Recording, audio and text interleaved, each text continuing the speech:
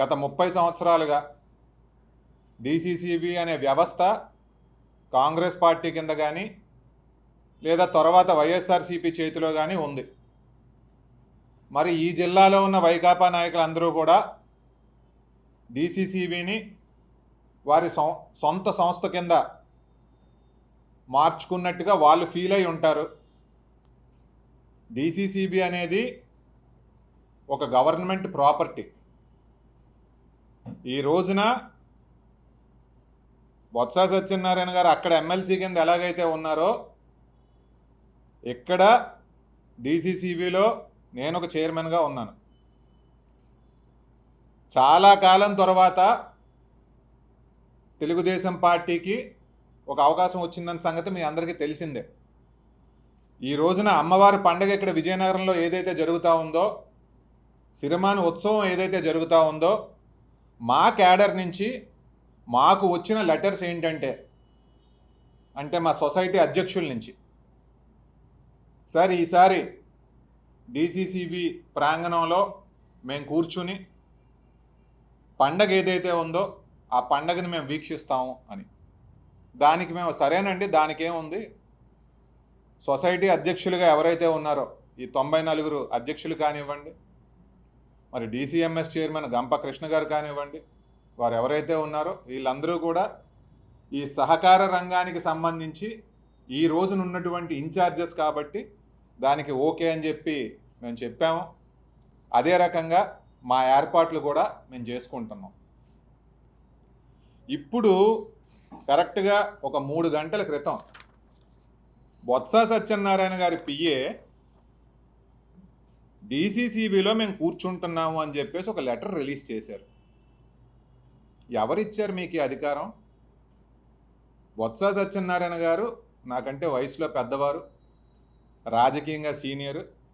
ఆ విషయానికి నేను ఒక వ్యక్తిగా, రాజకీయ నాయకులుగా నేనైతే ఆయన ఎప్పుడూ గౌరవిస్తాను. కానీ ఈ అహంకార ధోరణి ఏంటి? ఎవరిని అడిగి ఒక లెటర్ రాసేసుకుని మాకు ఎస్కాట్ ఇవ్వండి అని చెప్తున్నారు. ఇది ప్రభుత్వ జాగానా లేదంటే ప్రైవేట్ సంస్థ? ఇదేమైనా మీ సొంత ప్రాపర్టీనా? ఇది పద్ధతి కాదండి, ఇది పద్ధతి కాదు. వాళ్ళ పిఏ గారు ఎవరైతే ఉన్నారో మా అధికారి ఎవరితోనో మాట్లాడిన తర్వాత ఇది రాజకీయంతో కూడుకున్న అంశం కాబట్టి చైర్మన్ గారితో మాట్లాడండి అని చెప్పారు. చెప్పిన వెంటనే ఆయన సంతకంతో PA to MLC and leader of the opposition అని చెప్పేసి ఒక 20 మందికి కాపీ చేసేశారు. మన డిస్ట్రిక్ట్ కలెక్టర్కి, విశాఖపట్నం కలెక్టర్కి, అక్కడ కమిషనర్ గారికి, డిఐజీ గారికి, ఎస్పీ గారికి, and copy to PS, chief secretary వగేరా వగేరా వగేరా అని చెప్పి చేసేశారు. ఇది ఇప్పుడు నేను ప్రశ్నిస్తూ ఉన్నది ఇదే. ఎట్లా ఇదంతా? ఈ వ్యవస్థ అంటే మీకు గౌరవం లేదా? మీరు అక్కడ సెషన్స్లో కూర్చుని ఒక ఎమ్మెల్సీగా పెద్దరికంగా మాట్లాడుతున్నారు, వ్యవస్థల కోసం మాట్లాడుతున్నారు. మరి ఎక్కడికి వచ్చేసరికి ఇదే వ్యవస్థల పట్ల గౌరవం లేదా? మళ్ళీ అదే అడుగుతున్నాను, ఈ అహంకార ధోరణి ఏంటి? ఇది ఎంతవరకు సమంజసం? మీకు మీరు డిక్లేర్ చేసేసుకోవడానికి ఏ రకమైన రైట్స్ని మీరు తీసేసుకున్నారు అని చెప్పి నేను ప్రశ్నిస్తూ ఉన్నాను.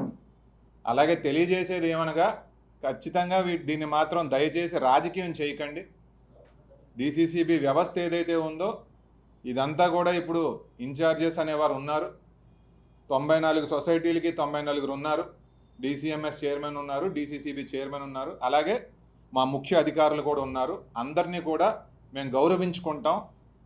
కానీ మీరు ఎవరూ కూడా ఈ రకమైన ఒంతెడ్డు పోకడ్లకి పోకుండా, అహంకార ధోరణికి పోకుండా ఉండాలని చెప్పి ఈ సందర్భంగా తెలియజేస్తున్నాను. నేను ఖచ్చితంగా కార్యకర్తల తరపునే నిలబడతాను. రాజకీయంగా మాకెవరితో కూడా తగ్గేది లేదు, ఎక్కడా తగ్గేది లేదు. గత 5 సంవత్సరాలుగా కానివ్వండి, 2004 నుంచి 14 మధ్యలో కానివ్వండి, రాజకీయంగా ఎంతమంది కార్యకర్తలను ఇబ్బంది పెట్టారు మీరు? గత 5 సంవత్సరాల్లో 20-22 ఏళ్ళ కుర్రోళ్ళ మీద కూడా అట్రాసిటీ కేసులు అన్యాయంగా పెట్టించారు మీ జడ్పీటీసీలు. ఎంతోమందికి పెన్షన్లు అన్యాయంగా తీసేశారు మీరు.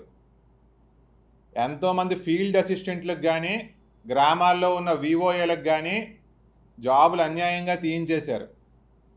ఇవన్నీ కూడా గుర్తుపెట్టుకోవాల్సిన అవసరం ఉంది.